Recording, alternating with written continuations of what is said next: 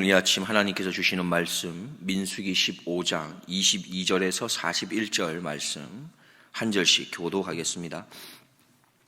너희가 그릇 범죄하여 여호와가 모세에게 말한 이 모든 명령을 지키지 못하되 곧 여호와가 모세로 너희에게 명한 모든 것을 여호와가 명한 날부터 이후 너희의 대대에 지키지 못하여 회중이 부지중에 그릇 범죄하였거든 온 회중은 수송아지 하나를 여호와께 향기로운 화제로 드리고 규례대로 그 소제와 전제를 드리고 수염소 하나를 속죄제로 드릴 것이라. 제사장이 이스라엘 자손의 온 회중을 위하여 속죄하면 그들이 사함을 얻으리니 이는 그릇 범죄함이며 또 그 그릇 범죄함을 인하여 예물 곧 화제와 속죄제를 여호와께 드렸음이라. 이스라엘 자손의 온 회중과 그들 중에 우고하는 타국인도 사함을 얻을 것은 온 백성이 그릇 범죄하였음이니라. 만일 한 사람이 그릇 범죄하거든 1년 된 암염소로 속죄제를 드릴 것이요 제사장은 그 그릇 범죄한 사람이 그릇하여 여호와 앞에 얻은 죄를 위하여 속죄하여 그 죄를 속할지니 그리하면 사함을 얻으리라. 이스라엘 자손 중 본토 소생이든지 그들 중에 우고하는 타국인이든지 무릇 그릇 범죄한 자에게 대한 법이 동일하거니와 본토 소생이든지 타국인이든지 무릇 짐짓 무엇을 행하면 여호와를 회방하는 자니 그 백성 중에서 끊쳐질 것이라. 그런 사람은 여호와의 말씀을 멸시하고 그 명령을 파괴하였은즉 그 죄악이 자기에게로 돌아가서 온전히 끊쳐지리라.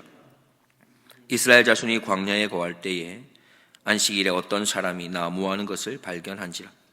그 나무하는 자를 발견한 자들이 그를 모세와 아론과 온 회중 앞으로 끌어왔으나 어떻게 처치하는지 지시하심을 받지 못한 고로 가두었더니 여호와께서 모세에게 이르시되 그 사람을 반드시 죽일지니 온 회중이 진 밖에서 돌로 그를 칠지니라.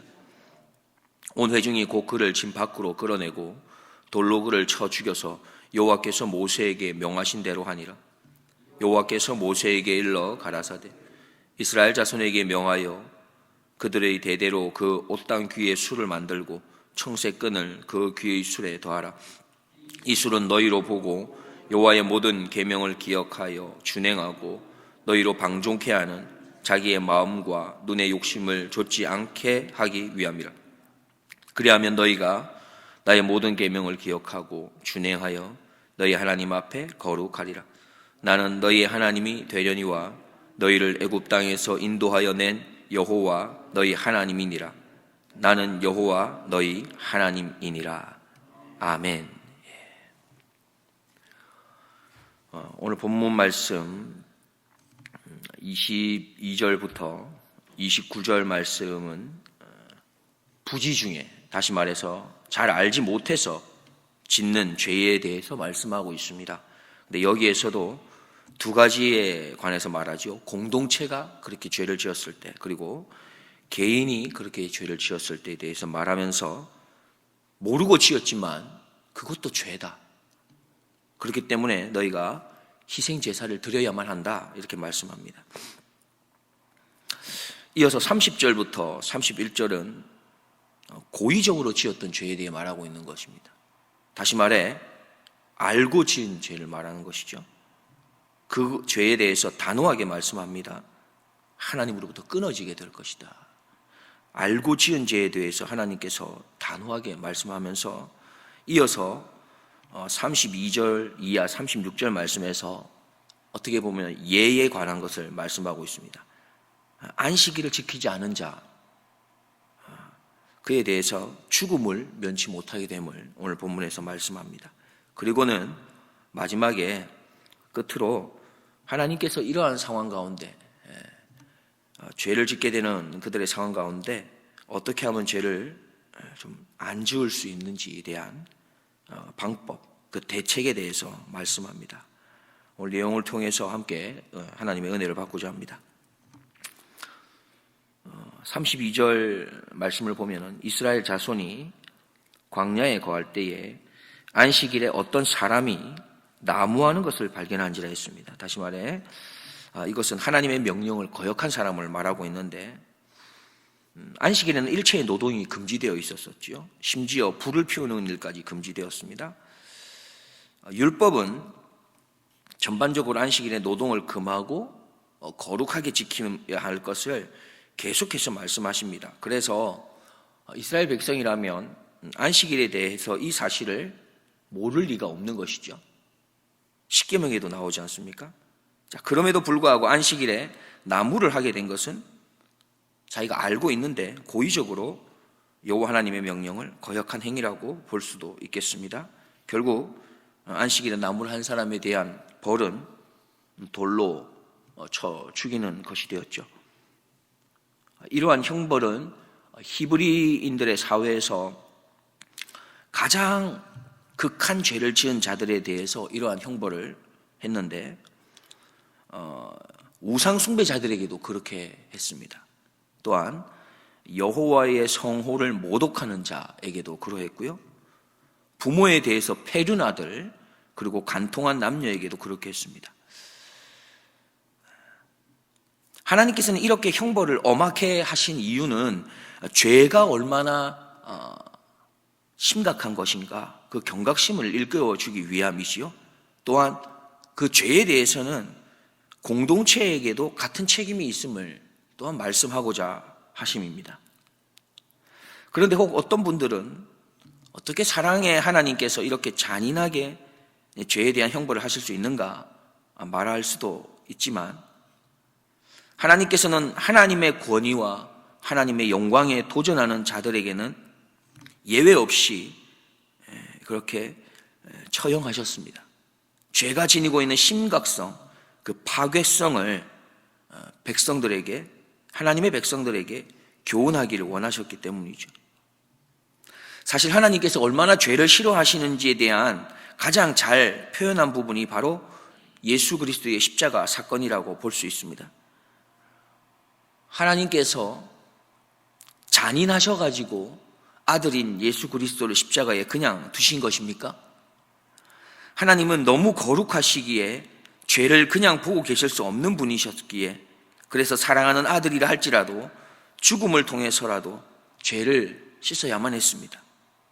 예수 그리스도, 그분의 죄가 아니라 아들을 통해서라도 바로 우리의 죄를 씻고자 하셨던 것이죠. 그래서 우리는 이 죄라고 하는 것을 짓지 않기 위해서 힘쓰고 애쓸 필요가 있는 것입니다. 우리는 하루를 살아가면서 죄라고 하는 것에 있어서 심각성을 느끼며 거룩하게 살기 위하여 어떤 노력을 하고 계십니까? 성경에 보면 우리가 잘 이해하지 못하는 부분들도 있지만, 분명하게 이건 하나님의 뜻이구나, 이건 하나님이 하라고 하는 거구나 라고 우리가 분명하게 알 수 있는 것들이 또 많이 있습니다.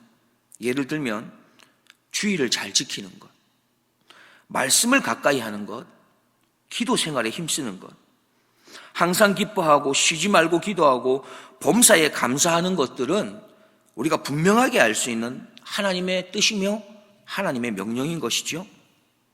그래서 우리가 분명히 아는 것들은 잘 지키기 위해서 힘쓰고 애쓰고 노력해야 할 필요가 있는 것입니다. 자, 이 일이 있은 바로 다음 절에 하나님께서는 이스라엘 자손에게 명령하시는 것이 있습니다. 옷단 귀에 술을 만들고 청색끈을 그 귀의 술에 더하라고 말씀하시지요. 이유가 무엇입니까? 너희가 그것을 보고 여호와의 계명을 기억하여 준행하는 데 도움을 주기 위해서다 말씀합니다. 방종하지 않게 하기 위함이고, 눈의 욕심을 따르지 않도록 하기 위함이며, 음행하지 않도록 하기 위해서 이렇게 말씀하셨습니다. 어떻게 보면 우리를 가장 많이 유혹하는 것 중에 몇 가지를 소개한 것 같아 보이지 않습니까? 방종하지 않고, 그렇죠? 눈의 욕심을 따르지 않고, 음행하지 않도록 하기 위함이라 말씀합니다. 아마 여호와 하나님께서 끊임없이 하나님의 말씀을 이스라엘 백성에게 전하면 그들이 잘 기억하고 순종할 것이라고 생각했을지도 모르겠습니다. 그런데 여전히 인간의 악함 때문에 하나님의 말씀을 거역하고 안식일에 나무를 한 것을 보고는 하나님이 어쩌면 특단의 조치를 생각하셨는 것 같습니다. 사랑하는 자녀들이 또 범죄함으로 돌에 맞아 죽는 일이 생기지 않도록 하기 위해서 특단의 조치가 필요했던 것이죠. 그래서 여호와 하나님께서 옷단 귀에 술을 만들어 달라고 말씀하신 겁니다. 귀로 듣는 것만으로는 이스라엘 백성이 잘 기억하지 못하기 때문에 시청각 자료를 사용하시는 겁니다. 어떤 사람이 이렇게 말했습니다. 귀로 들은 것은 금방 잊어버린다. 눈으로 본 것은 조금 더 오래 기억한다. 하지만 행동하기 전까진 완벽히 이해하지 못하리라. 이제 행동하자. 공자는 이렇게 말했습니다. 들은 것은 잊어버리고 본 것은 기억하고 직접 해본 것은 이해한다. 하나님이 얼마나 우리를 생각하시는지를 오늘 말씀으로도 우리는 잘 알 수가 있습니다. 귀로 듣는 것만으로 우리들이 말씀을 잘 기억하고 순종하는 데 어려움이 있다는 것을 아시고는 친히 옷단 위에 술을 만들어 그것을 보면서 계명을 잊지 말아야 함을 말씀하고 계신 것입니다. 그렇습니다. 우리는 옷단 위에 술을 보면서 자신의 연약함을 돌아보고 또한 더욱 계명을 잘 지키기 위해 몸부림을 칠 수 있어야 하겠습니다. 말씀을 한번 정리하면 하나님께서는 죄를 너무나도 싫어하시기에 그래서 부지 중에 즉 알지 못해서 죄를 짓게 되더라도 그 죄 씻음을 위해서 희생의 제사를 드려야 할 것을 말씀합니다. 하나님께서는 죄를 너무나 싫어하시기에 누구든 고의적으로 죄를 알고도 짓게 되면 하나님으로부터 끊어지게 될 것이다 말씀합니다. 하나님께서는 죄를 싫어하셔서 그 죄 때문에 너희가 반드시 죽음을 면치 못하게 될 거다 말씀합니다. 그리고 하나님께서 죄를 싫어하셔서 하나님의 자녀들에게 다시 죄를 짓는 일이 없도록 도와주시는 분이십니다.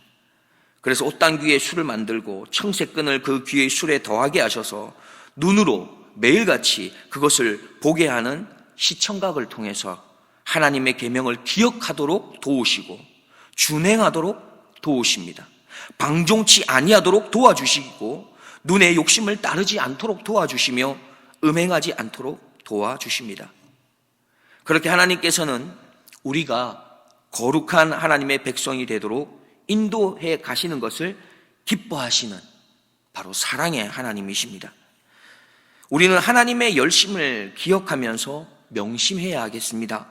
나도 나에게 주신 그 옷단 귀에 있는 청색끈을 보면서 하나님의 말씀이신 하나님의 뜻과 명령을 소홀히 여기지 않도록 해야 하는 것입니다. 이제 우리가 38절부터 41절의 말씀을 우리가 함께 읽어보면서 우리가 하나님의 말씀을 읽을 때에 하나님의 우리를 향하신 그 사랑이 느껴질 수 있기를 소망합니다. 38절 이하 41절 말씀 함께 읽어보겠습니다. 이스라엘 자손에게 명하여 그들의 대대로 그 옷단 귀에 술을 만들고 청색 끈을 그 귀의 술에 더하라. 이 술은 너희로 보고 여호와의 모든 계명을 기억하여 준행하고 너희로 방종케 하는 자의 마음과 눈의 욕심을 좇지 않게 하기 위함이라. 그리하면 너희가 나의 모든 계명을 기억하고 준행하여 너희의 하나님 앞에 거룩하리라. 나는 너희의 하나님이 되려니와 너희를 애굽 땅에서 인도하여 낸 여호와 너희 하나님이니라. 나는 여호와 너희 하나님이니라. 아멘. 기도하겠습니다. 사랑의 하나님, 오늘도 하나님 아버지 앞에 나와서 말씀을 듣고 또한 마음에 품고 시작할 수 있게 해 주셔서 감사드립니다. 하나님께서는 죄를 싫어하셔서 죄를 지은 자들에 대한 엄하고 무서운 하나님의 모습을 보이십니다. 그러나 그 속에서도 끝까지 포기하지 않으시는 죄 많은 우리들을 향한 긍휼과 자비와 사랑의 마음을 봅니다. 옷단에 술을 달게 하시는 하나님의 사랑을 봅니다. 하나님, 내가 하나님의 말씀을 잘 기억하고 순종하기 위해서 내가 달아야 하는 옷단의 술은 무엇입니까?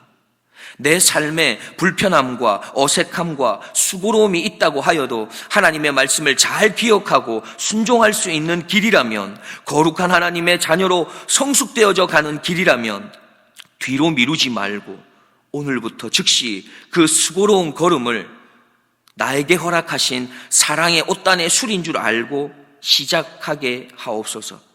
그러한 결단의 마음을 나에게 허락하여 주시옵소서. 날마다 하나님의 품에 조금씩 더 가까이 걸어가게 하시는 나의 주님 예수 그리스도의 이름을 받들고 간절히 기도드리옵나이다. 아멘.